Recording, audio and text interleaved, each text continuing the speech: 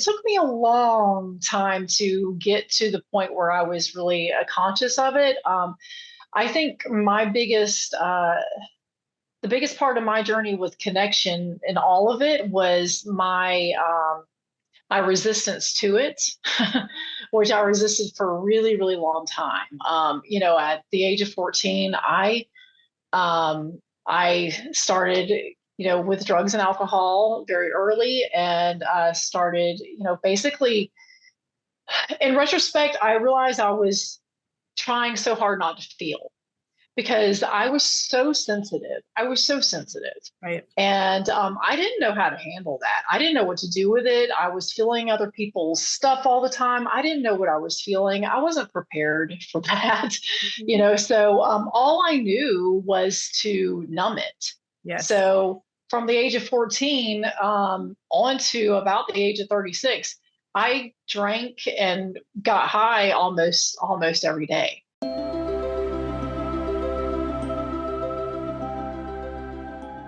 Welcome back, Envisionaries, to the Dream into Being podcast, where mind science, transformational psychology, and magic all merge into one.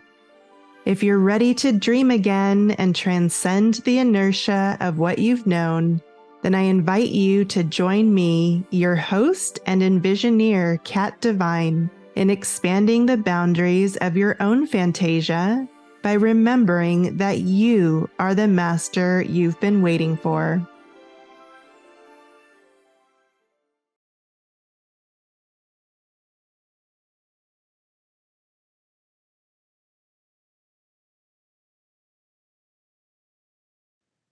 Welcome back, everyone, to another episode of the Dream into Being podcast. And today is such an incredible interview. This is a guest that, I'm very, very blessed. So many of the guests have changed my life. And this particular person has changed my life in a way that, one, I didn't even know I was looking for. And two, was absolutely without a doubt the missing link for me getting through just a pile of trauma and numbness and shutdown in my life. It was like a handicap, a very heavy handicap to create and move forward. Even though I was learning manifestation, abundance, and those things, I was still doing it from a very suppressed and contracted state. And you know how they say when the student is ready, the teacher appears. And so Lynette enters my life, and truly I got to witness what it looked like to receive our emotions in a very vulnerable, authentic, and transparent way. And for the first time in my life, saw that it was safe to feel. And so I just have to say thank you so much. Again, I know that you didn't even know that that had happened for me, but it rerouted the way that I value my internal state and my well-being. And in fact, my whole life, my whole North Star now is my own well-being. And so that was a seed that you planted. So I just want to say thank you. Amazing. Thank you. I love that. Yeah, I was just going to say, thank you for saying that. And, I was able to do that because I experienced other people being vulnerable and being transparent and connecting to themselves. And they showed me that it was safe. Yeah. So, because I had definitely experienced the suppression of connection and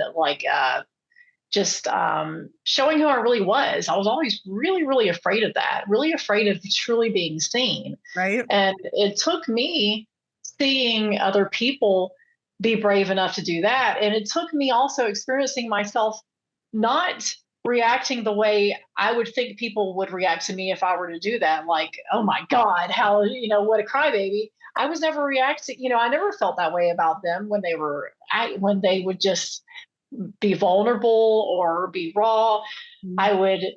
It made me love them more. It gave me permission to show my vulnerability. And so I always thought it was so beautiful. So, I just passed on to you what had been passed on to me, really, And I'm so thankful for all those people.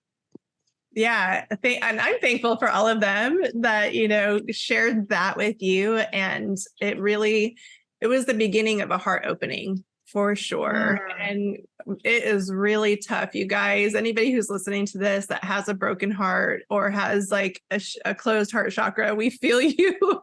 You're going to listen to this episode and absolutely not feel alone. And just know that what's so magical is that it can be healed in an instant when we witness that it is safe to open our heart. So what I would love to do is, one of the things I'm trying with this show that is a little bit different than traditional podcasts is, instead of doing like a bio and sharing all the things about you, all your stats, what I would love to do instead is I would love to give you the space to like a mini brag session where you celebrate you and all of the beautiful things that you have created and transformed, achieved, and received in your journey. I mean, your growth has been so massive just since we've met a couple years ago. So I'm really, really looking forward to my audience getting to know you and being blessed by everything you have to share. So I just want to hand the stage over to you and let you brag about how amazing you are. Oh, well, thank you so much. Immediately, I'm like, whoa. I think I'm really proud of myself for just rising to the occasion, I think. Because I spent many years cowering away. I spent many years shying away from challenges, but I wasn't growing. And I wasn't getting better, and I wasn't honoring my soul. I wasn't honoring myself. So I just got to a place where, like, I've always been one of those people that if I don't understand something, or if I don't know what to do in a situation, I try to figure it out. Because I always know there's always people or resources or books or, and now we have so many resources, so I've just always looked for the resources of how can I push through this. I've always been very determined to push through whatever challenge it was. And I've always just been very, very willing to grow. And I honestly, I think that's one of the best things we can do as humans is just being willing to grow, because there's so many of us that think we have it all figured out and we stay stuck. So then we repel any new knowledge, any new information, or anything we don't understand. And that keeps us where we're at. It keeps us comfortable, but that's really not, I don't believe that's not why we're here. Right. Yes. And now I understand, like, I always have perceived you as being just incredibly fearless. Like there's just this commitment in you to say yes when it's aligned and to show up no matter what. And we're going to get into some more of that, some of your more recent revelations of what that looks like, maybe differently now, but I've always seen you as like, wow. I mean, fearless for sure is the word that shows up for me when I think about you. Wow. Well, thank you. And I mean, that's just, I wouldn't consider myself that, but I don't think any of us are fearless, but I think I just lean into the fear, and I think that's the biggest thing about, my biggest connection with all of it is I've experienced enough pain of shying away from it and resisting it and I realized how that didn't work. So I just pivoted to shifting into it and leaning into it, because I started realizing that was where the medicine was. So, and becoming curious about it. So if I was afraid of something, like maybe it wasn't just me doing it because I'm afraid of it, but maybe me at least figuring out why I'm afraid of it. And digging into that. So that's what I mean, it took me many years to get there, Yeah. and many, many years of staying in fear, many, many years. You're good friends with fear then. Absolutely, absolutely. But and I'm grateful for it, because I think courage and fear, they're the same. They're one of the same. Everything has a shadow and the light to it. So, it's the same. It's just different aspects of it. So I think we have to experience. Mm-hmm. I had to experience that fear to see how painful it was, and see how much it held me back in order to get to the journey of experiencing courage. Yes. Yes. Oh man, I'm just so excited for the listeners today to get to go on this journey with you. Again, I've only seen your transformation the last couple of years, but I would love it if you would kind of take our audience back to where you started. You had shared about something that happened, a pivotal moment when your mom had shared something with you, and just kind of guide them through the journey of maybe that shifting point, but still the reality and the truth of what that journey looked like up until more recently. So at the age of 14, I was just escaping. I discovered drugs and alcohol and boys, and I was just escaping, and I got to a point where I was just feeling it all, and I was getting to this place of victimhood, like, why is all this happening to me? And I didn't like who I was. And I was really, really shy, and really low self-esteem. And I confided in my mom about it, and she brought me this meditation tape that she got from the library back in the day when we had tapes. And it was a meditation where it was called Get What You Want. And it took you through relaxation, visualization, and then positive affirmations. And I never meditated before, but I started seeing that it was helping me feel better. Mm-hmm. And so I started listening to this tape and doing this meditation every day religiously, sometimes 3 and 4 times a day. Because I started feeling the shift happen. I started making the correlation of what I was creating with my thoughts. Yeah. So, and I never made that connection before. So, and I was realizing that as I was becoming conscious of what I was creating, I was able to consciously create it. And I was starting to see myself getting more confident, people reacting differently to me. I was creating a life that I wanted. I was more happy. And so, it kind of started there. And I went down the rabbit hole of just starting to go deeper into, meditation and spirituality and all of the things.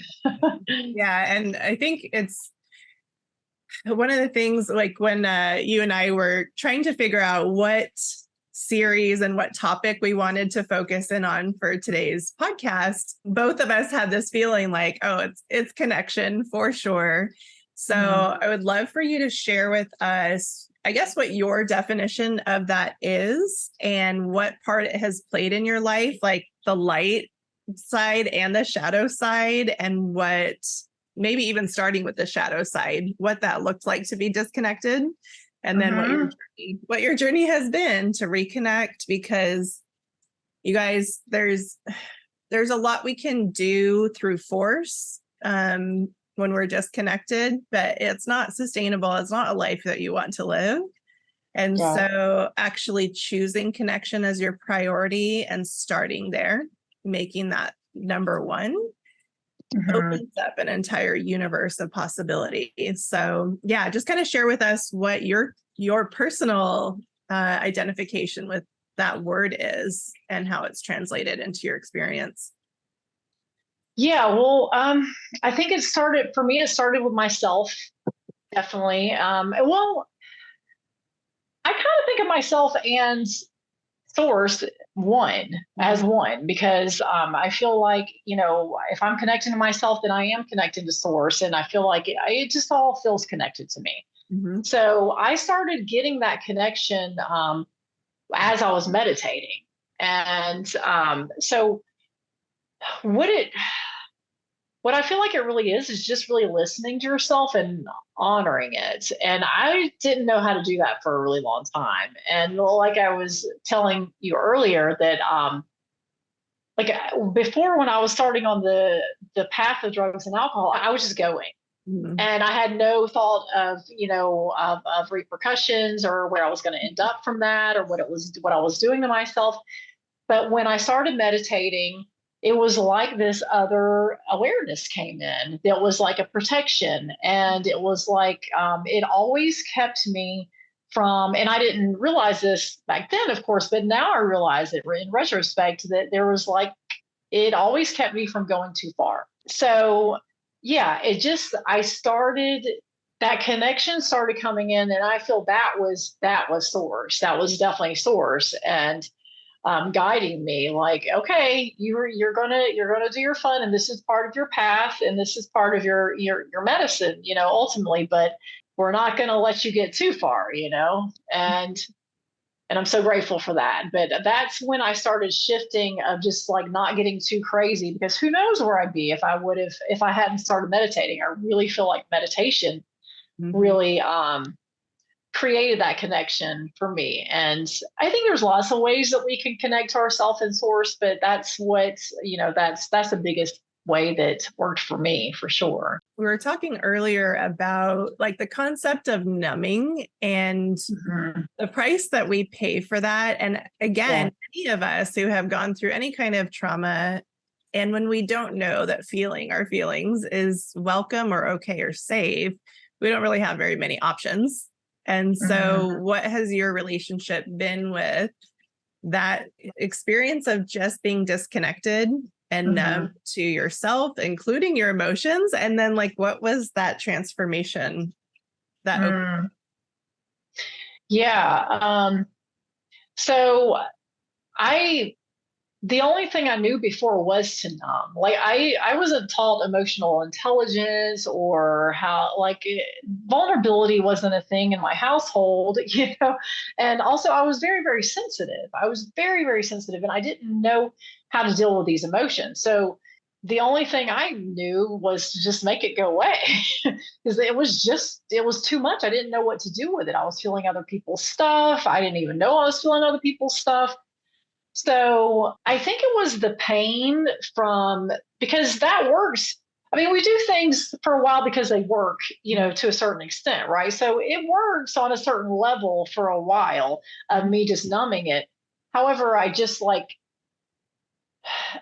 I honestly, I numbed myself for a very long time and didn't really stop numbing till I got sober at the age of 36. wow. And that's when I remember, like, the first month I was sober, and I had started going to AA, and I just remember, like, at first I was so happy. It's like, oh my gosh, I'm sober. And then it was like a ton of bricks hit me. Like, I feel like crap. Like, what is this? Because I was always avoiding that.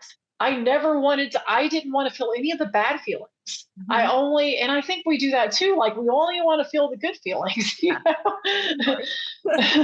So all these icky feelings that didn't feel good, that I'd never allowed myself to feel before, were there. They hadn't gone anywhere, and they just gotten bigger. So I had a lot to unpack. I had a lot to unpack. So I started doing therapy. I started doing, step work in AA, and built a community. And then I think my real connection came in when I started doing yoga. When I started doing yoga, I started realizing I couldn't hold things in anymore, because I was still suppressed my feelings. I was still trying to suppress my feelings. But yoga dismantles all that stuff, because we hold that stuff in our tissues, we hold that stuff in our muscles. So I started realizing that I would get so upset. So that's when I started crying more too, when I was just like it was just like starting to like kick it all up even more. So it was almost like my healing, went to a different level, and I was just like, what is this? And it wasn't fun. Like it was messy. It was very messy, and I cried a lot. And but I lived through it. It was ultimately just, it's like we get so afraid of these feelings. I was just so afraid of feelings. And you've seen me, I'm a crier, and like what started happening was like I couldn't suppress that anymore. It just started like it just got to where I had no choice but to suppress my truth, because I could tell people I was fine, but to not suppress my truth, because I would tell people I was fine, but then my tears will tell on me, So I clearly wasn't okay. Yeah. But I would lie to myself too, because I didn't know it until the emotions would come up. But what it did was it kept me honest. It really kept me honest. And I'm so grateful for it, because I was lying to myself all the time, but I couldn't, that kept me from lying to myself and other people.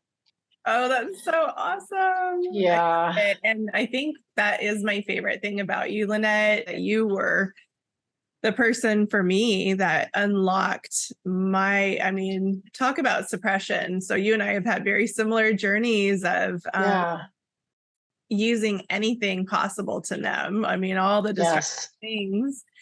And when I witnessed your ability to move energy through your emotions, something in me changed, because I've never witnessed that before. Really. Wow. Like, for somebody to do it with, even if you were feeling not great about it, you were honoring it and you were allowing it to be there. And I was like, I didn't even know that, emotions were allowed. They were not allowed in my world. Yeah. Wow. And so that actually, fast forward to now, you were like the seed planter for me to start to honor my emotions again. And that has completely changed. Oh my gosh. Isn't that amazing? Like, That's beautiful. Thank you so much. I'm so happy that helped. But I know, we never know. My inability to suppress my emotions help somebody. Yay. It makes me think of just how us being ourselves is all that's necessary, and that you were just being yourself, and I got to witness that there was safety in feeling. I think probably connection is where we all need to start. Yeah, I agree. And then, I think vulnerability is part of it too. And for me, I'd like to say that one day I was just like, I'm going to be vulnerable and I'm going to connect to myself. And no, it was like a resistance to it. I got there through resisting it for many, many years and experiencing so much pain by suppressing that and resisting it and pushing it away, that as I got older, the tolerance of the pain was just so small. Whoa. Okay. So that was kind of the shifting point, was that your tolerance was just done. Yes. I just couldn't. And also, if I would try to lie to myself or someone else about how I was doing, like I would literally just like explode in tears. So, and I would get so mad sometimes, like, why can't I lie? But now I'm so, I feel like it's so beautiful, because also, it's such a release system. It's like an instant release system. What I've experienced as I've cried in front of groups of people, and, people have come up to me and literally said, thank you for your tears. I can't cry. Like, I wish I could cry and I can't. And I've experienced that too. Like, I've actually, I've done the antidepressants, and I've experienced where I had the emotion, but it was almost like it watered it down, and I actually missed that like feeling of that full emotion. Yeah. And I just I didn't want to take that away. Like, once I experienced how it could feel watered down and the full emotion, I feel so blessed to be able to fully feel that, because apparently not everybody can or knows how to. I think we all can. We just don't all know how to. I started realizing that there was something to this feeling stuff, that it was really guiding me. Yeah. So I kind of started shifting into becoming more curious about it, instead of pushing it away. And, I'm still not perfect at this to this day. Like don't get me wrong. I still, can go to that default. Yeah. But yeah, I just started like becoming more curious about it and like listening to it and using it. Okay. Like using it as like a compass, Yeah. And did you notice that like your intuition became much stronger as you were like heeding your emotions more? Well, yeah. Well, it was like my intuition was always there, but I was ignoring it. Yeah. So yes, it was like, yes, of course, when I started listening to it instead of pushing it away. And also I didn't know what it was. When you spend so many years just pushing things away, and it's like you're pushing away your very nature, and that's what I was doing for so many years. So yeah, when I started listening to it, that's when I started getting a little bit of happiness. Just when I just started just allowing it all in, and allowing in the bad feelings too. Yeah. And just seeing what I could learn from them. Right. And this is such a great, I mean, gosh, we could do a whole episode on learning how to feel bad because Right. It's like, I think it really started to click actually after, you initiated me a couple years ago, just being open to receiving my feelings. And it was so transformational because I was living in even though I could make myself do things through willpower, I was still biologically living in such deep fear. And the drain that it has on the physical body and the mind and the spirit are enormous. But essentially what happened is as I started making more and more room for them, just reminding myself it was safe and necessary, it started to click. I was like, oh, what if there's nothing past the feeling itself? Right. Like, so let's just say that we have like a big presentation to do or a sales pitch or something. We're afraid to feel rejected, or we're afraid to feel stupid or abandoned or whatever the thing is that's coming up for us. And then it just started clicking. I'm like, oh, well, what if I just welcome that? Like, what if I just allow rejection to be there, or humiliation, or whatever the thing is that's the big, bad, scary monster? Yeah. I started to do that. And to my surprise, there was nothing beyond it. Meaning I would go through the feelings, and sometimes it would be an hour, sometimes it'd be 4 days of like letting that experience be there. Once that started to reveal itself to me that, oh, if I can get really good at feeling bad consciously, there is nothing really to fear because there was no boundary beyond that. And I thought, whoa, I don't think the average person knows that. And I don't think that they know that if they allow the bad feeling to be there, that it will ever end. And that it's just a cycle, and that it will actually move through them. Yeah. So I'm curious kind of what your experience was as you started developing. It's a skill. It is a skill. And also I'm really curious about how did this change your relationship dynamics? Like when you were in the space of being numb, what were your relationships like at that point versus starting to open? And I love the word that you used, messy, because it's okay, guys. It's okay if it's messy. It is totally, we're learning something brand new here. So yeah, just sharing with everybody what that process looks like. Yeah. So with relationships, I was kind of a jerk to people before. Like I would disconnect and, through drugs and alcohol. So it allowed me to be mean to people. It allowed me to, what I was calling myself, I was considering myself being honest, but it was also taking the conscience out of it. So I wasn't, so I could say things and, it was like, okay, I'm so important that you need to hear my every thought, and, and completely, disconnected from, I was disconnected from myself. So I was completely disconnected from what they would feel. Mm-hmm. And I honestly didn't get that until I started. I mean, I think until I got sober, really, because it was the alcohol that was allowing me to be honest or be myself. So I became like so sensitive. I was like, it made me go the exact polar opposite, really. So I completely suppressed everything because I was so afraid I was going to be a jerk to people. And so I just didn't want to be that anymore. I started realizing how I was treating people. And also I could feel it. And that's where our pain, is our gift, because it gives us compassion, So I started feeling, the pain that I had experienced. I realized that I was I was giving that to other people.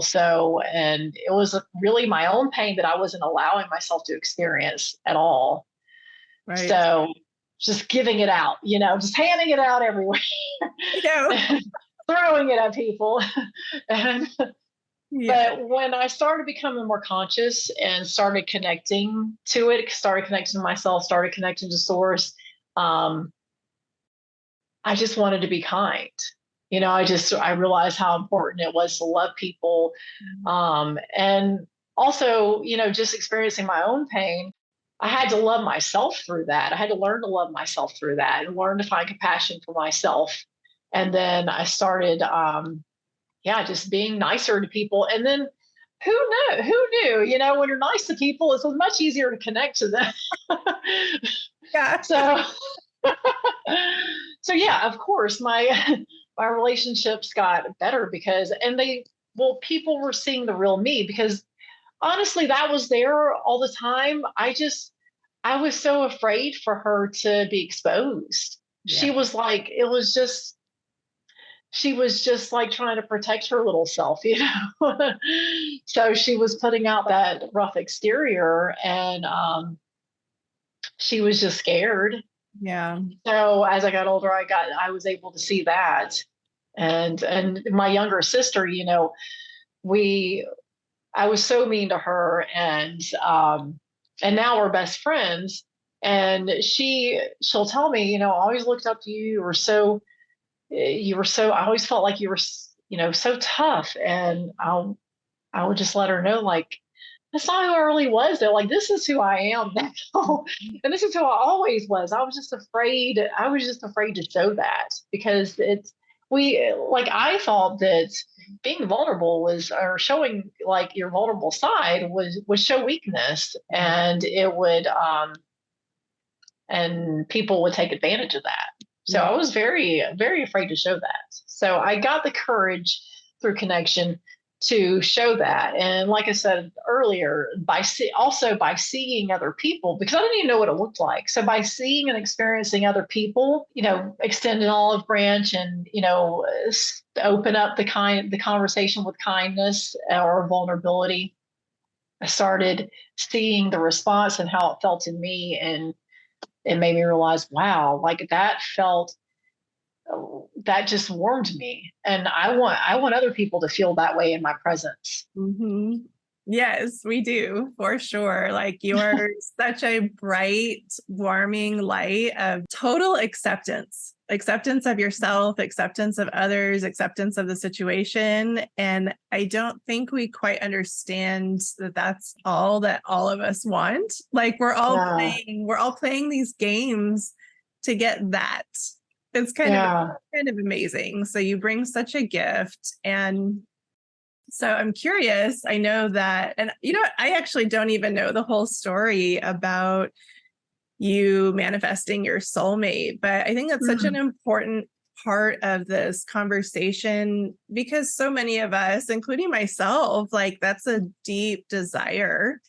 Yeah. And I know for a fact that has been definitely like at arm's distance because of the fear of feeling and being vulnerable and being seen. And so I'm really curious, for the first time ever, I'm learning, just as you guys are watching this, what your story was about the transformation of where you were relationally and feeling safe in relationships to what happened or what occurred in you to then manifest the love of your life and what that story was.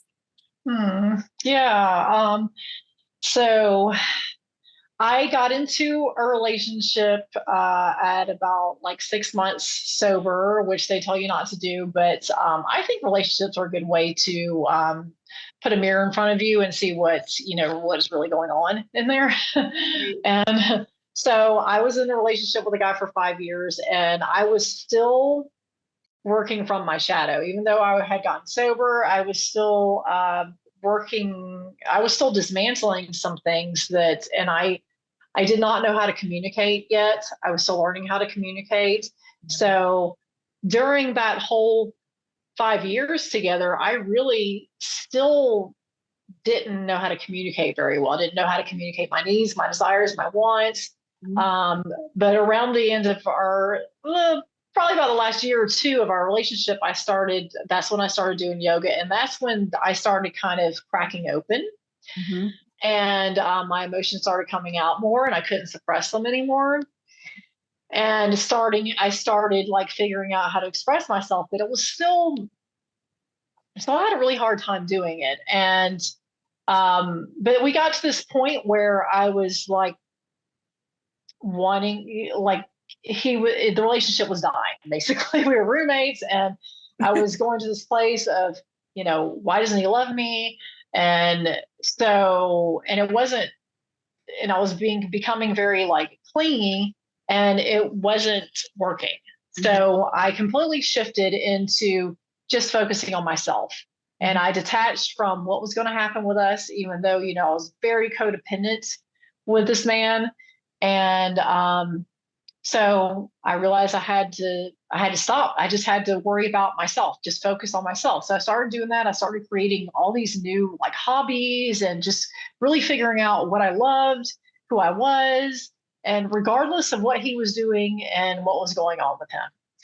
And when we broke up, I mean, honestly, like, he is probably the one that helped me get to that journey of like first loving myself.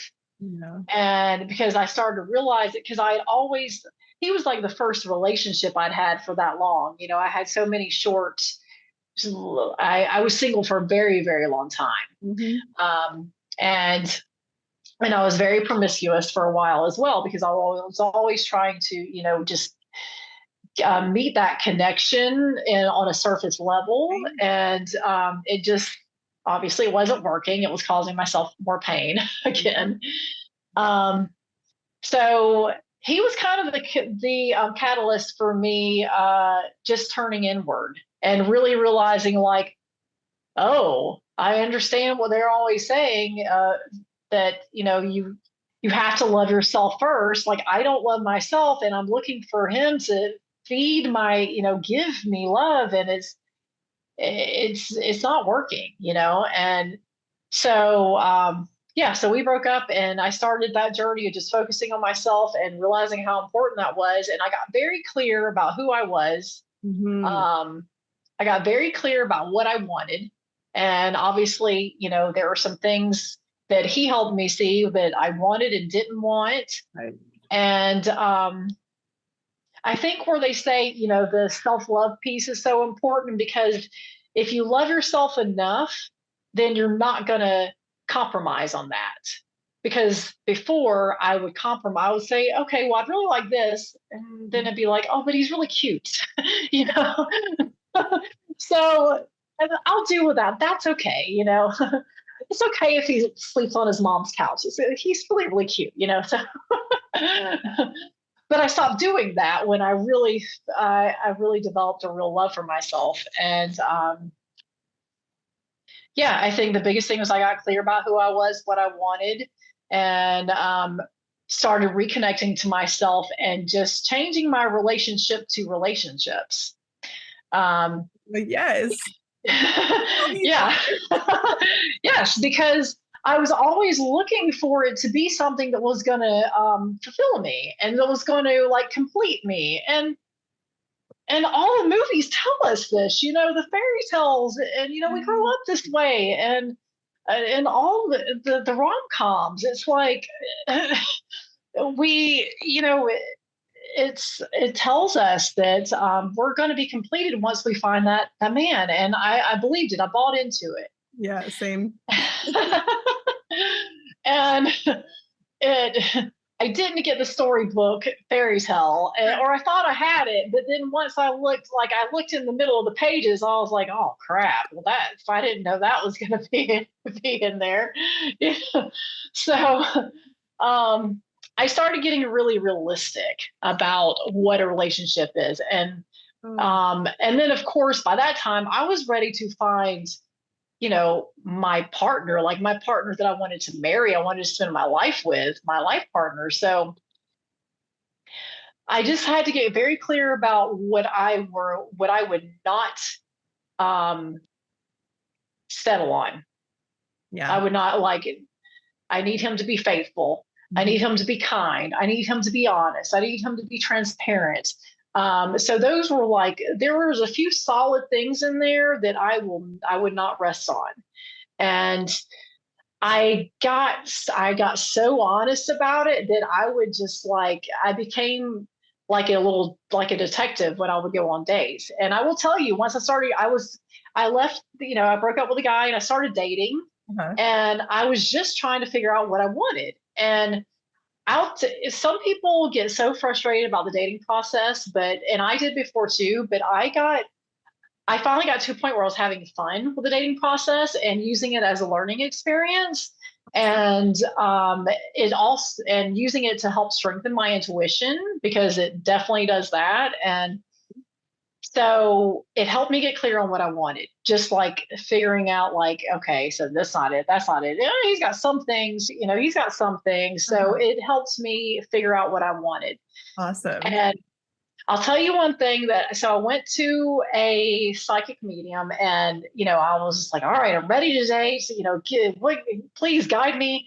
And one of the things she said that I thought was really cool, that made a lot of sense, is she said, set your house up for a mate.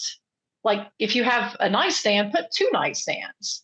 If you have 2 cups for, 2 coffee cups, or, have paintings with 2 people instead of 1, set it up have 2 towels instead of 1 towel. So then I got in the place of expecting it, knowing that it was coming. And yeah, and then I went on a bunch of coffee dates and a bunch of awkward dates and a bunch of bad dates. And I met my now husband. We were just going to have a coffee date, and it ended up being 2.5 hours. And what I loved about him, what was different about him, well, for one thing, he was just different. He was different than any guy that I'd met. I felt this feeling of like home. I felt pure. He was so transparent, and he was so, he didn't dump everything, on me all at once, but kinda, he was just very honest, and I was ready to hear it, and I think all of the jerks that I dated before, they all had their place to prepare me to appreciate this kind, nice guy that I finally was ready for. Yes. Yeah. So yeah, and we have challenges, but I think when we say soulmate, soul partner, to me that means somebody that is here that is going to help us grow the most. Yes. Yeah, because we think I really thought that it was like that perfect guy for me. Right. And yes, it is the perfect guy, perfect person for you. However, it can be messy too. And, we've gone through our challenges, but he's always been able to hold the space for it. Yeah. And and I've helped him grow and he's helped me grow. But that's been my experience, that it's not just hearts, yes, heart bubbles coming out of your eyeballs or whatever, it's just it's how can you grow together, and is the person that's going to challenge you the most, but you're still going to stay together through it, because it's a lot of challenges. So just to recap, basically somebody would need to first dissolve the fantasy, dissolve the false expectations, and get really real about their needs and their desires and their non-negotiables. And then the next piece that you shared that I thought was really fun was to have fun with the dating process itself. Yeah. And that's actually something I've never heard before. So thank you for that, because I think so many of us that have kissed so many frogs and like have just had some bad luck with who we were matched to when we were less conscious. There is a little bit of that like fear, or not even, there's no excitement, right? About stepping back into the arena of exploration. So I think that's exactly what I needed to hear right now, was that, oh, that process can be totally fun. Yes. And removing the expectations, just allowing to be whatever it's going to be. Right. I love it. And I think also us showing up and being super open and vulnerable and transparent and just being willing to be seen. Yes. Yes, for sure. Yeah. Oh, that's so cool. Thank you. I think it's going to be really helpful to a lot of people, because I have this strong feeling that a lot of us are going to be moving into that phase of our life of calling that in. And even till I just heard your story, I still had like that guard up of like, oh, but it's going to be work. It's going to be hard. It's going to be icky. And like, even if that's there, I never considered that it could be playful. And, and then it could be fun. I was like, okay, that piece was missing. So yay. Yes. And let me tell you, girl, I was like really lazy with it. Like, cause I had chased men my whole life. I chased boys my whole life. And I got to a point where I was just like, I'm going to put in so little effort. I'm going to be myself, and that's going to be enough. And I would only do coffee days. Then they would be like, the coffee place was very close to my house. Like, so I wouldn't go any further than like 10 minutes away from my house. I wouldn't go any longer than, a coffee date. And I had a whole process. I would start with talking on the internet. I mean, I was doing the internet dating. So I would start with the talking through the internet. And then we would go to, if they could hold a conversation and we were interested, and we were both interesting and interested still, then we would go to text, and then we go to phone call, and then we would go to a date. I had a whole process, and it worked. Oh, that's so cool. Maybe you'll end up helping women with this process, because I would love to. I keep thinking like, maybe I need to write a little ebook or something about this, because it was such a big challenge for me for a really long time. And I experienced other women having a big challenge with it too. Yes. And the biggest thing I started seeing was they get so frustrated, like, oh my God, I'm just going to delete my profile. And I never deleted my profile once. I just would be either active or inactive. And sometimes I'd just be busy dating other guys and, seeing where this is going. But I still have my profile up, and I would just go and check it for a little while. And so what? They'll still be there. Or maybe they won't. And that's okay too. Totally. Yeah. If you ever decide to put together like a little soulmate container, like group container for women, let me know. I'll do it. Yes. I think that could be where I have personally gotten stuck, is just, I guess moving through so many shadows in so many other areas of my life, and just not having that strong enough desire to go through more shadows. And then also just reorienting myself. This is a big one for me that I'm going through right now, is I realized that I have this narrative or belief that I'm purging now, is that people are not safe. And especially romantic partners. And then I animated that over and over and over in like really loud, traumatic ways. And so that's moving out of my system as well. However, I had that one too. Yeah. Oh, okay. So how did you reorient to that?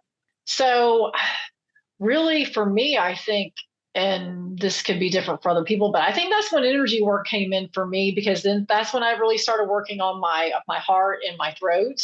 Because what happened was because I didn't trust people at all, I just got to where I couldn't trust people.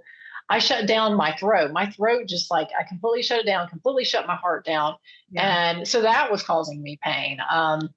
But energy healing, I remember the first time I got Reiki, she worked on my throat and she stayed there for a long time, and she could feel the block. Uh-huh. And it finally, like I had to tell myself, because she kept saying, it's okay, you can release this. It's okay, you can release this. And finally, I started saying that to myself. Okay, it's okay. I'm ready to release this. I'm ready to release this. And I felt it was almost like an entity come out of me. It felt like it was like a scream cry. It was like a ah, Oh, and wow. and when I released it, it felt like I was letting go of like a toxic friend that had been like my best friend for a long time. Like that's how it felt. It was almost like there was this feeling of like, but uh, like I'm not, because we get so comfortable with that protection. And I felt as I was finally ready to let it go, I also, as I was releasing it, felt the comfort that I was letting go too. And I kind of mourned it a little bit as I was releasing it. Mm-hmm. But that's when I realized I wanted to help other people with Reiki, because I was just like, wow, this is like a whole other level of healing. And so, yeah, I mean, I feel like if we have blocks, however we can release them and however we can move through them, work through them, whether it's therapy, energy healing, meditation, I say pull all the tools out, pull them all out. Yes. Well, and for me, probably the biggest transformation consistently is hearing other people's stories. Yeah. And seeing myself in their stories and going, okay, it's possible for them, it's possible for me. And then that little identity shift completely opens up all these new pathways. Wow. So yeah, that's really amazing. And let's see, there was one other thing that we were talking about earlier that I wanted to come back to, which was kind of going back. And it seems I'm like looking at all the patterns and themes about what all these different aspects of connection, and they all seem to be coming back to like this divine personal sense of trust in ourself and our inner wisdom, and not just hearing it, but listening to it and following it and making that the priority. And so I know you've also gone on more recently a big long adventure of launching your business and being out there working with clients, working with business coaches. And this part of the conversation I'm really interested about because both of us have shared that there's like a desire for a shift in the space of like conscious entrepreneurship, where there is more transparency about the realities of that life, because it's a lifestyle shift that is not overnight. There's a lot to learn, a lot of things to grow into and evolve into. And one thing that you shared with me earlier was that in your process of coaching and this is really cool, the dichotomy of you as a coach got to witness the people that you were coaching and leading, that they had some resistance to the path forward. And then in your own experience, having your own resistance to the path forward that was being shared with you by your coaches, developing some passion around both sides of it.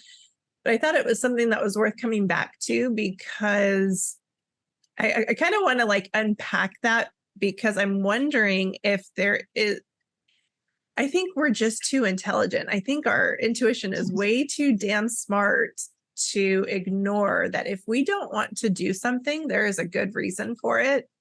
And that there's an opportunity for trust in the process. And so I'm just curious if you don't mind sharing with the audience what your experience has been around your whole entrepreneurial journey and how connection has played its role there. Yeah, well, so I got my coaching certification in the beginning of in the pandemic, 2020. And it was something I'd always wanted to do. But I really didn't know all the things that were involved. Like, you have to market yourself. There's so much. So, all the lead magnets, all the things. And I had no clue. There was a lot of computer work to it, a lot of email. Like, I didn't know. I just wanted to help people. So then it became clear that nobody could find me if I didn't put myself out there somehow. And I realized how I just didn't know the first thing or where to go or what to do. So I hired, I've hired about 4 business coaches, and they all basically wanted me to do the same thing. They wanted me to instant message people. They wanted me to post on social media and start a web campaign. And I tried all these things. Yeah. And also, you pay these people lots of money. Yeah. And so I started getting caught in this cycle of like, I started hitting a wall where I didn't want to do it, and I couldn't force myself to do it anymore. But then I was feeling guilty of not being able to do it, or not, because I paid these people money. I signed up. This is what they obviously are successful. And so what they do obviously works. So I'm failing if I'm not, I'm not doing it. So I was creating this whole meaning around it, and I was just making myself miserable. I was making myself just miserable. And I just got to a point where I was just like, I don't want to do any of it. I'm done. I'm just going to reassess and figure out. I'm just going to look for what helps me feel good. Like like you have said, I realized my wellness, my mental state was the most important thing. And that was suffering. And so, I'm wanting to help all these people, but I'm not even able to get myself out of this space. Right. So it became clear I had to stop what I was doing and just hit reset, and just take all the pressure off of myself. So that's just what I did. And, I'm just allowing the process happen now. So I'm not, if it feels forced, I don't do it. Yes, I love it. And I know it's coming. I know that, ultimately I just want to help people. So the people that need my help are going to find me. Yes. And I'm just trusting in that. And I think also a lot of us spiritual entrepreneurs, which I did, I put a lot of pressure on myself. I got to help a lot of people. And and what I did was I was putting my self-worth, resting my self-worth on me helping a lot of people. If I didn't help a lot of people, it meant that I wasn't valuable. Right. It meant that I wasn't fulfilling my purpose. And so it affected how I felt about myself. Mm-hmm. So that was not working for me anymore. Thank goodness that those tools didn't work for you, because then you would have been trapped in a business model that you hated, and you probably would have attracted a lot of people that were not in resonance with who you actually are.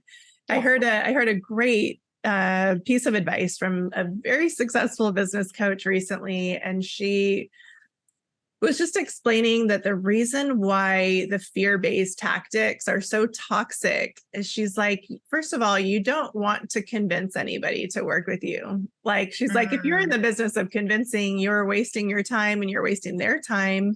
Yeah. And she's like, there's going to be a constant battle and struggle. And then not only that, she goes, but then you're also attracting people that vibrate with a lot of fear.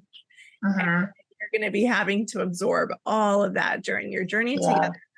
And so she actually did exactly what you just said, is that she got very, very clear on what she absolutely would not tolerate, and would cut it off the second. And she said something that was great. She's like, red flags are not warning signs, they're deal breakers. And oh, yes. Yeah. I've been letting them be warning signs when they need to be deal breakers.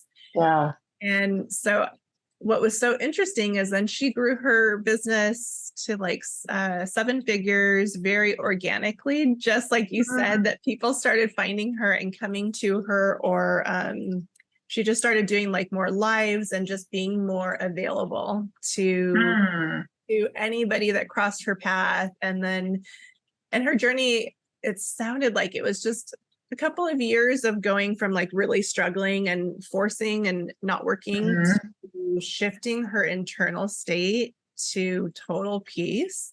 Yeah. And attracting extremely high paying clients because they wanted to work with somebody that was not causing them to feel doubt or fear or contraction. And they were just drawn to her like unique signature of who she was. And so I think you nailed it. Yeah, I think you nailed it, where you are going to just resonate and people are going to be magnetized right to you. And what's so this is interesting too that you shared with me is, I don't know the correlation of timelines between that decision and manifesting, but when you hopped on the call earlier, you said this is the third podcast that you've done in like the last month or so. Yeah.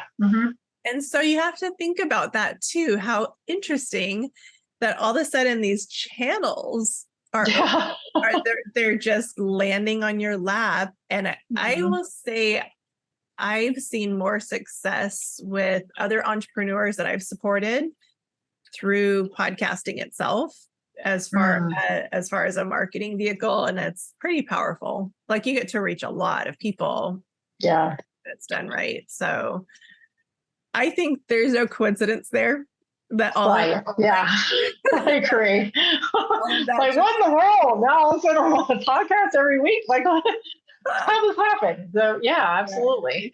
That's amazing. One thing I do want to close the show on that I think is really powerful is, in my experience, as I have been opening my heart more and more and like really understanding like our thoughts are electric energy and our heart is magnetic energy. And then when the two become one, we expand, an electromagnetic field, which the stronger that becomes and the more clear that becomes, our power to manifest and attract and call things into our universe seem to magnify by like infinity. It's pretty incredible.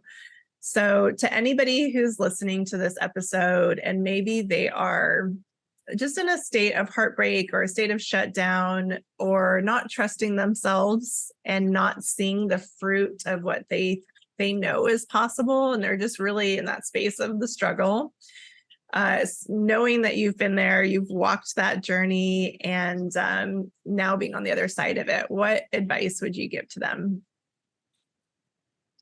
Just really lean in and listen to your emotions and go within as much as possible and trust what you're receiving, whether it's good, bad, ugly, whatever you might call it. Just trust it and use it as guidance. Use it as guidance.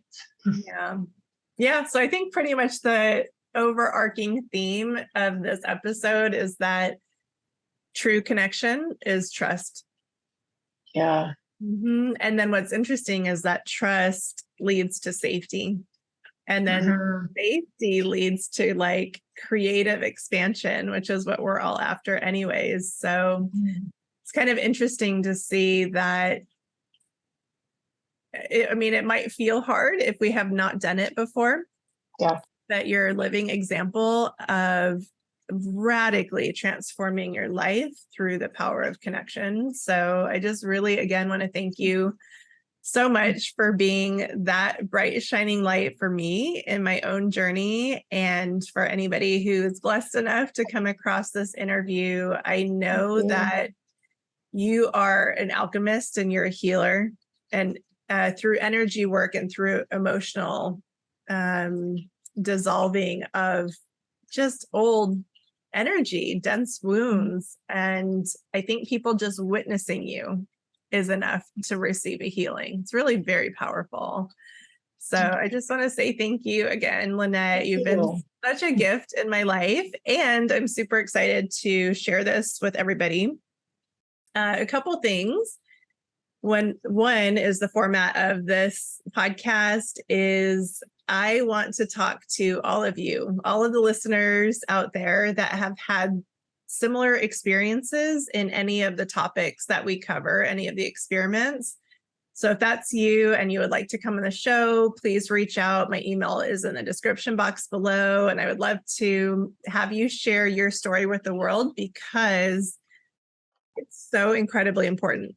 I think there's so many of us that have been doing the work, yet have been still on the sidelines a little bit. And what would the world look like if all of a sudden more and more of us just started piling into that arena and being willing to be seen and kind of helping each other through that process?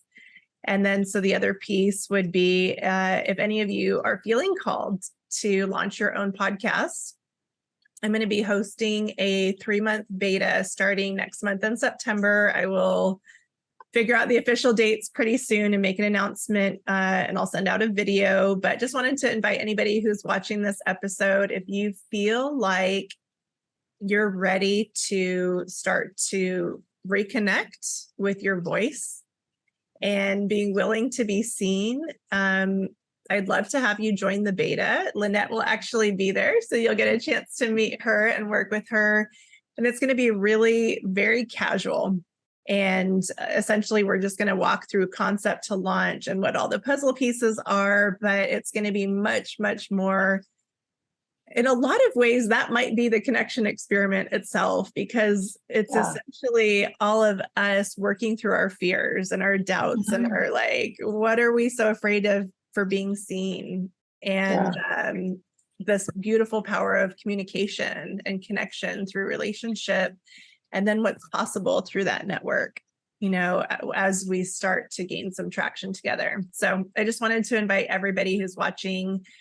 It is a free beta and I would love to have you. And again, just send me an email in the description box below and I will send out the details.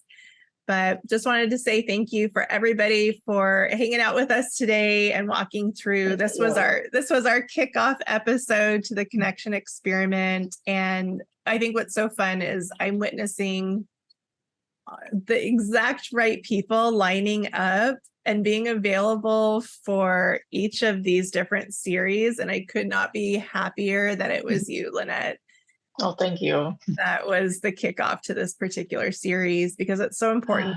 In fact, it's probably up there with the kindness one. Like, I think those are the two that are the most transformative because they involve, relationship and connection. And that's really where our power lies. Yeah. And then everything starts to fall in line when you get those pieces, I think. Right. It does. I mean, that's what makes it all work, even the manifestation or the abundance experiment, those in some ways are solo games. But if you think about it, everything comes through relationship. Everything comes through connection. Mm-hmm. So even though we think that's something that we're doing on our own, it's not. You have to be connected. Connected to get the results that you want. So Lynette, anybody who is interested in learning more about you, would like to follow you and possibly work with you in the future, what's the best way for them to find you? Yeah, so you can go to my website, wakeuptoyourlight.com, and I offer 15-minute consultations. So if you're not sure, so I actually work with anti-quantum Reiki. I work with the 12 chakra system. So if you're not sure if that's something you want to do, or, if you just want to know more about it, then I'll talk to you for a few minutes and we'll get to know each other a little bit and see if it's something you really want to do. And it's really powerful. And I am on Instagram and TikTok under Wake Up to Your Light. Okay. So, perfect. And I will make sure to actually add all of your links below as well. Make it really easy for people to find you. And I will say I have had a Reiki session with you that was incredibly powerful.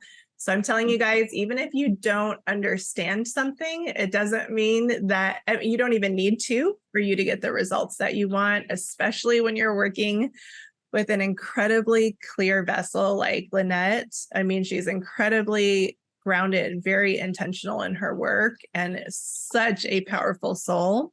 So I'm really excited for anybody who does get a chance to connect with you through this. Just want to say thanks again. you, Lynette. Thank you. Thank you. Friends. Thank you so much. Thank you so much for having me. We'll see you guys in the next episode.